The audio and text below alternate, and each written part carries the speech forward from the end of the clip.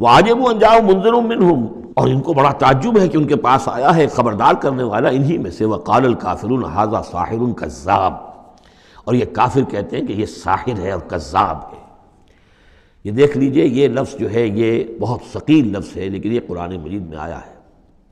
اور یہ نوٹ کر لیجئے کہ اصل میں یہ چونکہ میں عرض کر چکا ہوں کہ چوتھے سال کے بعد یہ جو دو گروپ ہیں صورتوں کے، جن میں سے پہلے گروپ کی 8 صورتیں ہم پڑھ چکے ہیں، اور دوسری کی 13 صورتوں میں سے اب ہم آگے آ گئے ہیں، ان میں 4 پڑھ چکے ہیں، سورہ سبا اور فاطر، یاسین اور صافات، 5ویں صورت یہ ہے صاد۔ یہ ہے سن 4 سے سن 8 تک کی بالعموم سوائے صافات کے۔ اس کو آپ نے دیکھا کہ 5 رکوعوں میں 182 آیات ہیں، وہ بالکل وہی انداز ہے، چھوٹی چھوٹی صورتیں، رکوع جو ہے 5 ہیں، 182 آیات ہیں۔ ایک ایک رکوع کے اندر 53 آیات بھی ہیں، ایک رکوع کے اندر اس سورہ مبارکہ میں۔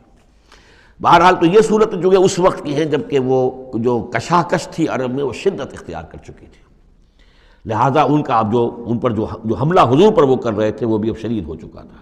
ابتدائی دور میں صرف کہا تھا مجنون، معلوم ہوتا ہے کوئی ان کا دماغی توازن ٹھیک نہیں رہا۔ کسی نے ہمدردانہ بھی کہا کہ معلوم ہوتا ہے کہ کچھ، جیسے ہم بھی کبھی کہتے ہیں کہ کوئی شخص چلہ کشی کرتا تھا، کوئی خشکی چڑھ گئی ہے، کیا ہو گیا ہے، اس طرح کا معاملہ ہو گیا ہے۔ یہ جایا کرتے تھے، بیٹھتے تھے وہاں غار حرا میں، پتہ نہیں کوئی آسیب آ گیا ہے یا کیا ہوا ہے۔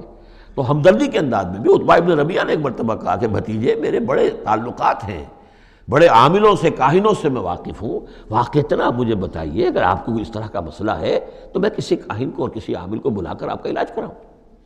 تو کچھ ہمدردی بھی تھی، کچھ ویسے استہزاء بھی تھا، کوئی تمسخر بھی تھا، لیکن یہ کہ وہ انداز اور تھا۔ اب جو آ کر انداز ہو گیا، انہیں یہ خطرہ ہو گیا تھا کہ یہ تو بہت شدید ہمارے لیے اب جو صورتحال ہے، یہ تو اب یہ آندھی بن گئی ہے۔ ہم نے سمجھا تھا مشت غبار ہی ہے، بس یہ ایک ریت کی ایک مٹھی ہے اور کچھ نہیں ہے، یہ تو ایک آندھی بن گئی، جھکڑ بن گیا، لہذا اس کا راستہ روکنا ضروری ہے۔ تو اب ان کا جو حضور پر ذاتی حملہ ہے وہ بھی سخت ہو گیا ہے۔ وقال الکافرون ھذا ساحر کذاب، انہوں نے کہا کہ یہ جادوگر ہے، جھوٹا ہے۔ اجعل الآلہۃ الہا واحدہ، دیکھیے یہ ہے اصل مضمون توحید، ان صورتوں کا جو اصل مرکزی مضمون ہے، کیا اس نے تمام آلہہ کو بس ایک الہ بنا دیا، سارے الہ ختم کر دیے، بس ایک اللہ؟ ان ھذا لشیء عجاب، یہ تو بڑی عجیب بات ہے۔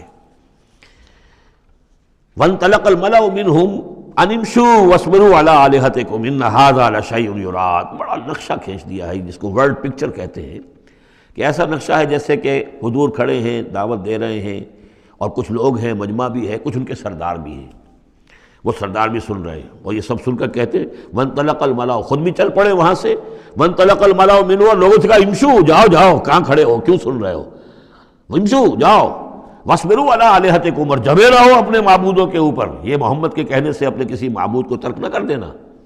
وانطلق الملأ منهم ان امشوا واصبروا علی آلہتکم ان ھذا لشیء یراد، یہ تو کوئی خاص مقصد معلوم ہوتا ہے ان کا، ان کی نیت کچھ خراب ہے، یہ کوئی حکومت چاہتے ہیں، شاید کوئی اپنا غلبہ اور اقتدار چاہتے ہیں، یہ بات جو ہے ایسی ویسی نہیں ہے، یقیناً اس کے پیچھے کوئی بڑا مقصد ہے۔